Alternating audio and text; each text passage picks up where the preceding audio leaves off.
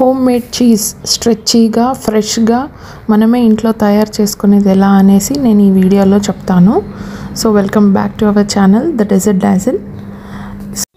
చాలా సింపుల్గా మనమే ఇంట్లో తయారు చేసుకోవచ్చు. సో ముందుగా ఇక్కడ మనము థిక్ బాటమ్ ఉన్న ప్యాన్ కానీ వెజల్ కానీ తీసుకోవచ్చు. నేను ఇక్కడ ఈ వెజల్ తీసుకున్నాను. సో ఇక్కడ నేను ఫుల్ క్రీమ్ మిల్క్ యూస్ చేస్తున్నాను. సో అరౌండ్ 1 లీటర్ దాకా నేను ఇక్కడ మిల్క్ అనేది యూస్ చేస్తున్నాను. మనము ఇంట్లోనే చేసుకుంటే మనం పిల్లలకి పెట్టడానికి కూడా ఫ్రెష్గా ఉంటుంది. బయట నుంచి తెచ్చిండేది మనకి ఒక గిల్ట్ లాగా ఉంటుంది. ఓకే, బయట నుంచి తెచ్చిండే ఫుడ్ మనం పెడుతున్నామే అనేసి. సో అలా కాకుండా మనమే ఇంట్లో తయారు చేసి పెడితే ఇది చాలా బాగుంటుంది. సో ఇక్కడ నేను 1 litre of milk full fat milk తీసుకున్నాను. సో ఇక్కడ వేడి అవ్వాలన్నమాట మిల్క్. ఇక్కడ నేను వేలు పెట్టి చూశాను కదా. సో అంటే it should be bearable heat అనమాట. మరి ఎక్కువగా మనము బాయిల్ చేయకూడదు మిల్క్ని. అండ్ నెక్స్ట్ వచ్చేసి నేను సో పాలు అనేది హీట్ అయినాక నేను ఇక్కడ వెనిగర్ తీసుకుంటున్నాను. సో ఇక్కడ నేను 1/4 కప్ ఆఫ్ వెనిగర్ తీసుకుంటున్నాను. ఎనీ బ్రాండ్, వెనిగర్ బ్రాండ్ అనేది ఏం లేదు, మనకి ఇష్టమైన వచ్చింది మనం వాడుకోవచ్చు. సో 1/4 కప్ అనేది ఇక్కడ నేను వెనిగర్ తీసుకున్నాను. ఎట్ ఎ టైం కాకుండా మెల్లగా ఒక్కొక్కసారికి వేయాలన్నమాట, మొత్తం వేయకుండా. చూడండి ఇప్పుడు ఎంత నీట్గా పాలు అనేది విరిగిపోయాయి. సో మనం అలాగే కలుపుతూ ఉండాలి. ఇక్కడ మనము గ్యాస్ అనేది ఆఫ్ చేసి లిడ్ పెట్టేసి ఒక 5 మినిట్స్ అలాగే వదిలేసేయాలి ఇక్కడ. సో అప్పుడు అది సెటిల్ డౌన్ అవుతుందన్నమాట. సో 5 మినిట్స్ తర్వాత నేను మళ్ళీ దాన్ని స్ట్రెయిన్ చేస్తున్నాను.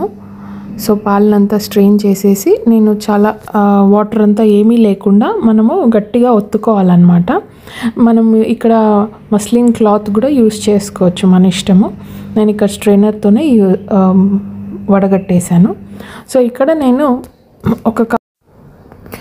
ఒక సొల్యూషన్ అనేది రెడీ చేశాను. నేను ఇక్కడ citric acid 1/4 teaspoon and then baking soda 1/4 teaspoon వేసి కొద్దిగా వాటర్ వేసి మిక్స్ చేసుకున్నాను. అండ్ దెన్ ఇక్కడ నేను వడగట్టిండేది ఏముంది కదా, సో అదంతా తీసి మిక్సీ జార్లో వేసి కొద్దిగా బటరు అండ్ తర్వాత ఈ మిక్స్చర్ అనేది నేను గ్రైండ్ చేశాను చాలా మెత్తగా.